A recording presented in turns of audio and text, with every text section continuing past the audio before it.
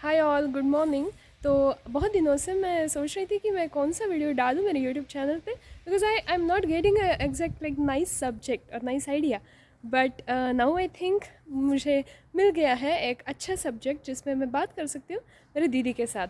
तो चलो हम मिलते हैं गायत्री दीदी को, and she is a former principle of Krishna English medium school Gujarat. And हम देखते हैं कि उनका एज के बारे में क्या राय है। तो चलो हम आज मिलते हैं गायत्री दीदी के साथ एंड उनको लाइक उनकी तरफ से जानते कि उनका एक्सपीरियंस क्या है about education and all this things. Okay, it's will be super nice conversation. Hello, hi Gayatri दीदी, how are you? I'm fine. How are you? I am also good दीदी। तो आप मतलब आपका क्या प्लान है आज का, और लाइक आप ने क्यों ऐसे सोचा कि आप जर्मनी आए? मतलब आपका क्या एम था? मुझे बहुत सारी चीज़ें जाननी है। आज मेरी जॉब की छुट्टी है तो मैं हाँ हाँ एकदम चिल कर रही हूँ। हाँ हाँ और जर्मनी आने का जो प्लान है वो बहुत ही वो बड़ा लंबा सफ़र था। हाँ हाँ। तो आपको जो जानना है वो आप मुझे पूछिए। या तो लाइक जैसे मुझे पता है कि आप the Lord Krishna English medium school में प्रिंसिपल थे, एंड आपका बहुत अच्छा मतलब वेल सेटल्ड जॉब था, ये सब कुछ था। तो मुझे ये जानना है कि आपने वो सब छोड़ के इधर आने का रिस्क क्यों लिया, and like what was motive behind it? अगर देखा जाए तो अगर इंसान सेटिस्फाइड हो जाता है किसी भी चीज़ को लेके। या हम इधर बैठे हैं या श्योर श्योर। तो उसका ग्रोथ रुक जाता है। या मेरा हमेशा से ही पर्सनली ये मानना था। हम्म तो एक मन में ऐसा कुछ था कि हाँ सब कुछ था, अच्छी जॉब थी। Yeah. Lord Krishna English medium school Surat Gujarat, hmm. सब कुछ अच्छा था। हाँ। और मैं खुश भी थी अपनी जॉब से। या लेकिन फिर भी मुझे लग रहा था समथिंग इज़ मिसिंग। तो वो मिसिंग क्या, तो वो मिसिंग को ढूंढने के लिए शायद मैं जर्मनी तक आ गई। Oh, nice. Okay, this is so nice. Like after hearing your starting phase, like why you have taken this decision. तो अभी मुझे ये जानना है कि आपका क्या राय है about the age. Like there are people who are coming here कि जो directly like bachelor's finish करके ऐसे आ जाते हैं, कोई थोड़ा सा work experience लेके आ जाता है। तो आपका क्या है इसके बारे में about the age? Like is age really matters during to pursue your dreams, or age doesn't matter? मैं आपको आपके सवाल का जवाब मैं आपको एक सवाल पूछना चाहूँगी Mm-hmm. कि एज को लेके आप किस एज की बात कर रहे हो? मतलब ह्यूमन बॉडी के एज की बात कर रहे हो कि सोल की बात कर रहे Oh हो? my God, it's nice. क्योंकि अगर हम अपने धर्म को मानते हैं हाँ. और हमारी पुस्तकों को मानते हैं, Mm-hmm. हम गीता को मानते हैं, Yeah. तो उसमें तो कहा है कि आत्मा तो अमर है। Yeah. आत्मा कभी बुढ़ी नहीं होती है। हाँ. आत्मा को ना दुख होता है ना सुख होता है, Yeah. कुछ भी नहीं होता है। Mm-hmm. तो कौन से एज की हम बात कर रहे हो? नाइस क्वेश्चन दीदी। मैं ऐसे एज की बात कर रही हूँ, मतलब हमारा जो लाइक 30+ या 40+ जब हम ये डिसीजन लेते हैं तो मतलब कैसा होता है, लाइक मानव कितना शरीर की बात कर या रहे या हो। हाँ, तो किसी भी चीज़ को पाने के लिए इंडिविजुअली मैं ऐसा सोचती हूँ कि एज मैटर नहीं करती है। पहले जब मैं इंडिया में थी तब शायद उम्र को लेके मेरे विचार कुछ अलग थे कि हमारे हमारे देश में ऐसा है, हिंदुस्तान में, कि कलर को भी हम उम्र के साथ जोड़ देते हैं। या कि अच्छा ये कलर है तो ये उम्र के लोग पहनेंगे, तो जैसे हाँ. बोलते बुड्ढी घोड़ी लाल लगाम। वांट टू नो कि आपका एज क्या है, बिकॉज जिस तरह से आप लाइक डेली रूटीन एंड ये सब करते हैं, इट्स सो इंस्पिरेशनल। तो I just want to know कि किस एज में आप यहाँ आए और आपने कैसे आपका जर्नी इधर स्टार्ट किया। एज मेरी 42 है। और मैं कभी पर्सनली ऐसा नहीं सोचती कि एज को छुपाना चाहिए, और मैं हमेशा ही बताती हूँ। और मैं जब यहाँ आई, मैं 3 साल पहले यहाँ आई 2022 में जनवरी। तो 3 साल होने को है जनवरी में। या और अगर कुछ ग्रीड है, कुछ मतलब पाने की इच्छा है, कुछ आपको मिसिंग लग रहा है, या चाहे वो एजुकेशन में हो चाहे किसी चीज़ में हो, तो आपको वो चीज़ की खोज आपको खुद करनी है, या और वो आपको कहाँ ले जाएगी, वो खोज करते करते आप कहाँ आ जाओगे वो आपको नहीं पता। पता नहीं। या तो बस मुझे मेरी जॉब अच्छी थी, मैं Lord Krishna English medium school Surat Gujarat में प्रिंसिपल थी।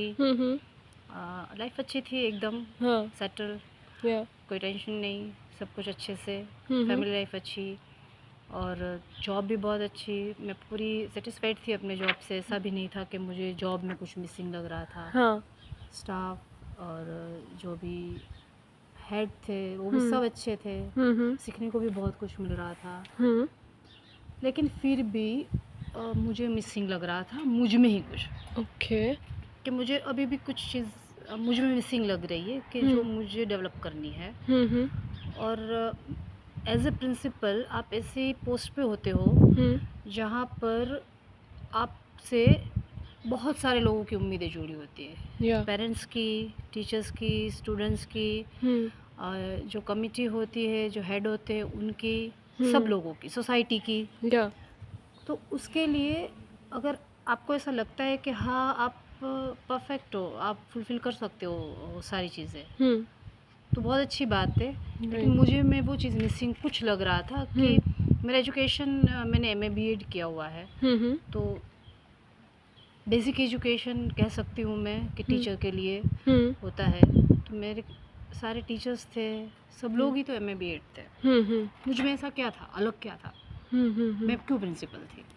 No doubt management skill, experience सब कुछ मैटर करता है, हाँ लेकिन अगर एजुकेशन को लेके सोचे तो कुछ अलग जो मुझे हमेशा मिसिंग लग रहा था। हमेशा मुझे ऐसा लग रहा था कि मेरा जो एजुकेशन है वो मैं जिसके साथ काम करती हूँ, मैं जिसके ऊपर काम करती हूँ, मैं जिसको मैनेज करती हूँ, उसके इक्वल है।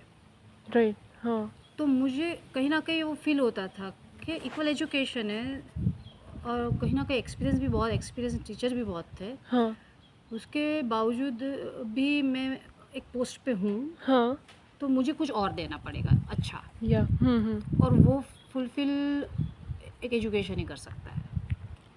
तो वो कहीं ना कहीं मेरे मन में वो बार बार सवाल आता था, हाँ और एक सेटिस्फेक्शन वो ही मुझे नहीं था, मुझे मुझसे ही सेटिस्फेक्शन नहीं था, ये कह सकते हैं कि मुझे मेरी ही डिग्री से सेटिस्फेक्शन नहीं था। तो मैं चाहती थी कि मैं कुछ और पढूं, हाँ हाँ तो फिर मैं जर्मनी के लिए सोची। Okay this is so nice. मतलब जो हमारे अंदर जो भूख होती है या आग होती है कि कुछ करने की या फिर कुछ सीखने की, that triggers us to like to achieve or to pursue our dreams, and in that case age doesn't matter at all. Like हाँ, पर if we उसके लिए have खुद willpower. पहचानना भी पड़ता है कि हाँ वो क्या कमी है। अगर हम अपने आप को संपूर्ण समझ लेंगे, हाँ तो हम अपूर्ण होने के बावजूद भी हम अपने आप को संपूर्ण नहीं समझे रहेंगे। या तो खुद को संपूर्ण समझना नहीं, उसको बनाने का की प्रयास कोशिश। हमेशा करते ही रहना है। Okay, yeah, this is so nice, very thoughtful, Didi. So now, during your journey, I would like to know कि कौन सी difficulties आए और आपने कैसे उसको tackle किया? डिफ़िकल्टीज़ तो नहीं कह सकते हैं, उसको मैं चैलेंजेस कह सकती हूँ। और चैलेंजेस आए, काफ़ी चैलेंजेस आए, क्योंकि हस्बैंड, बच्चा, फैमिली, सबको मतलब एक सेटल लाइफ को मुझे सेक्रीफाइस करके आना था। या तो सपोर्ट भी फैमिली का था मुझे पूरा, और मेरी लड़की तब काफ़ी छोटी थी, तो मुझे मेरे फैमिली ने भी बहुत सपोर्ट किया उसको संभालने में, हस्बैंड ने भी बहुत सपोर्ट किया। और फिर मुझे यहाँ पर पब्लिक यूनिवर्सिटी में एडमिशन मिला, क्योंकि मेरा क्राइटेरिया फिक्स था कि मैं पढ़ूंगी तो पब्लिक यूनिवर्सिटी में पढ़ूंगी, फीस दे के नहीं पढ़ूंगी। ओके और जर्मनी वो प्रोवाइड करता है। या मैं तो कहती हूँ आज के जनरेशन में जितने भी बच्चे हैं उनको, कि अगर आप पब्लिक यूनिवर्सिटी में पढ़ते हो और अगर गवर्नमेंट इतने बेनिफिट्स दे रही है तो लेने चाहिए। या तो इसीलिए मैंने फोकस किया कि मैं पब्लिक यूनिवर्सिटी में एडमिशन लूँ, और फिर मैं यहाँ पर पब्लिक यूनिवर्सिटी में एनरोल हुई। पर अनफॉर्चुनेटली वो कोर्स मुझे अच्छा नहीं लगा, क्योंकि वो मेरे जो स्टडी है, प्रीवियस स्टडी, और मेरे प्रोफेशन के रिलेटेड नहीं था। ओके। तो फिर मैंने थोड़ा स्टडी करके मुझे लगा कि नहीं, मुझे तो जो करना है वो ये नहीं है। Then I change my course, और फिर मैं Potsdam university of applied science Berlin, Germany में, वहाँ पर मैंने चिल्ड्रंस राइट्स का कोर्स लिया। ओके। और उसको मैं अभी वही कंटिन्यू कर रही हूँ।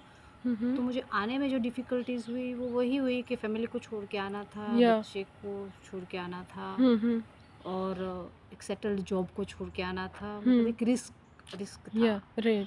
पर अगर ग्रोथ चाहिए तो रिस्क लेने के लिए मैं तैयार थी, ग्रोथ के लिए। Yeah. Right. Bye bye guys. Today we have like talked with Gayatri Didi, and let me know in comment section like how do you feel about this podcast. It was like very natural conversation, very informal conversation. Okay. Thank bye you. bye. Yeah. Thank you, Rina.